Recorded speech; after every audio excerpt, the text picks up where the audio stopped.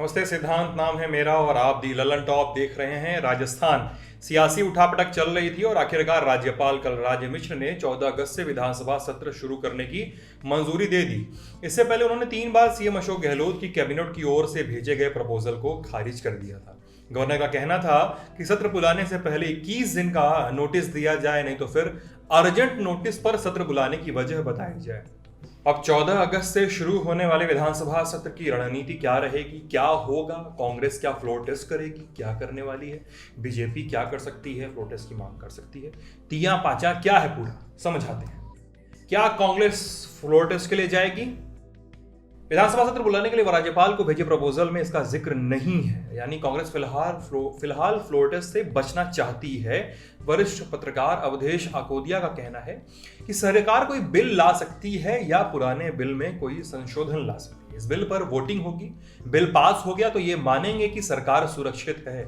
लेकिन अगर कोई विधायक बिल के खिलाफ वोट करता है तो उसकी पहचान करने के बाद उसे डिस्क्वालीफाई कर सकती है। हालांकि बिल पर वोटिंग कम होने से सरकार गिरेगी नहीं।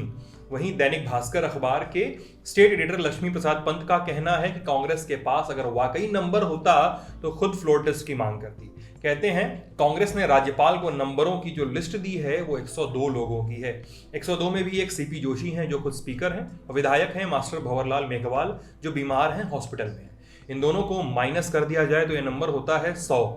चलिए मान लेते हैं कि अगर ऐसी कोई स्थिति आती है तो सीपी जोशी के वोट से कांग्रेस को बहुमत मिल जाएगा, लेकिन ये देखने में जितना आसान लग रहा है उतना है नहीं। 10 निर्दलीय जो सीएम अशोक गहलोत के पास हैं, अगर उनमें से 2 भी खिसक गए या कांग्रेसी विधायक ही जो गहलोत का समर्थन कर रहे हैं इधर से उधर हो गए, या भारतीय ट्राइबल पार्टी यानी बीटीपी के विधायक खिसक गए, तो इससे संकट खड़ा हो जाएगा। ऐसे में कांग्रेस फ्लोर टेस्ट की मांग नहीं करने वाली। तो फिर बीजेपी क्या चाहेगी, ये बड़ा सवाल है। बीजेपी फ्लोर टेस्ट की मांग करेगी, 14 अगस्त आने में वक्त है। ऐसे में बीजेपी कुछ दिनों में फ्लोर टेस्ट की मांग पर फैसला कर सकती है। वैसे ही बीजेपी के प्रदेश अध्यक्ष सतीश पूनिया कह चुके हैं कि समय पर फ्लोर टेस्ट की मांग की जाएगी।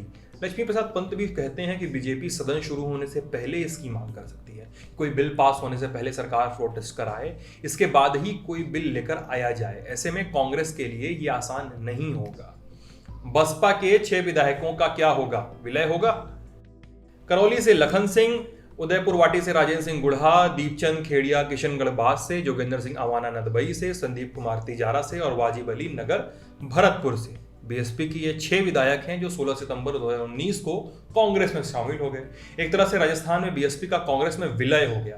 अब बीएसपी ने इस विलय को हाई कोर्ट में चुनौती दी है। साथ ही विधानसभा स्पीकर सीपी जोशी से इन विधायकों की विधायकी रद्द करने की मांगी है, लेकिन एक्सपर्ट्स का कहना है कि कोर्ट जाने में देर कर दी है बसपा ने। हालांकि जो याचिका डाली गई है वो कानूनी रूप से मजबूत है। हो सकता है कि इन 6 विधायकों की सदस्यता रद्द करने पर हाईकोर्ट कोई फैसला न दे, लेकिन संभव है कि इन्हें वोटिंग से रोक दे। ऐसे में गहलोत खेमे की मुश्किल बढ़ सकती है, क्योंकि ये 6 विधायक उन्हें ही समर्थन दे रहे हैं। सुप्रीम कोर्ट में क्या चल रहा है? सचिन पायलट सहित 19 विधायकों को अयोग्य घोषित करने के मामले में स्पीकर सीपी जोशी एक बार फिर सुप्रीम कोर्ट पहुंच गए हैं। उन्होंने 24 जुलाई के राजस्थान हाईकोर्ट के आदेश को चुनौती दी है। हाईकोर्ट ने विधायकों की अयोग्यता के मामले में यथास्थिति रखने का अंतरिम आदेश दिया था। कोर्ट ने सीपी जोशी को इस पर फैसला लेने से रोक दिया था। इसके खिलाफ सीपी जोशी सुप्रीम कोर्ट पहुंचे थे। सुप्रीम कोर्ट के फैसले पर भी बहुत कुछ निर्भर करेगा। अगर सुप्रीम कोर्ट जोशी के पक्ष में फैसला देता है तो बाजी पलट सकती है, लेकिन अगर सुप्रीम कोर्ट हाई कोर्ट के फैसले को बरकरार रखता है तो गहलोत खेमे की मुश्किल बढ़ जाएगी। सबसे जरूरी चीज, नंबर गेम क्या है? विधानसभा में 200 सीटें, गहलोत गुट का दावा है 102 विधायक हैं। कांग्रेस के 87, बीटीपी के 2, सीपीएम के 2, आरएलडी का 1, निर्दलीय हैं 10 और पायलट खेमे के 19 हैं। विपक्ष के पास कितने हैं? 72। बीजेपी के पास, राष्ट्रीय लोकतांत्रिक पार्टी के पास 3 और 2 निर्दलीय विधायकों के समर्थन का दावा। हालांकि दोनों पक्षों की ओर से दावे हैं, लेकिन नंबर गेम कब पलट जाए कह नहीं सकते। विधानसभा सत्र 14 अगस्त से बुलाया गया है। पहले दिन श्रद्धांजलि देने के अलावा कोई काम नहीं होगा। अगले दिन स्वतंत्रता दिवस है जो शनिवार को पड़ रहा है। उसके अगले दिन रविवार यानी 17 अगस्त सोमवार से ही विधानसभा का सत्र चल सकता है। उससे पहले राजस्थान की राजनीति में बहुत कुछ देखने को मिल सकता है।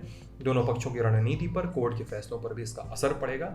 देखिए और इंतजार करिए। और जब तक ये खबर आ रही थी तब तक अशोक गहलोत ने भी कह दिया है कि जैसे ही 14 अगस्त की तारीख पर मुहर लगी है, हॉर्स ट्रेडिंग का रेट बढ़ गया है। कहा है, आरोप लगाया है। किस पर लगाया है सबको पता है। जांच वांच भी चल रही है, आरोपों का दौर चल रहा है और हम अपडेट लेकर आ रहे हैं। मैं सिद्धांत हूँ, ये खबर हमारे साथी डेविड लेकर आए थे आपके लिए।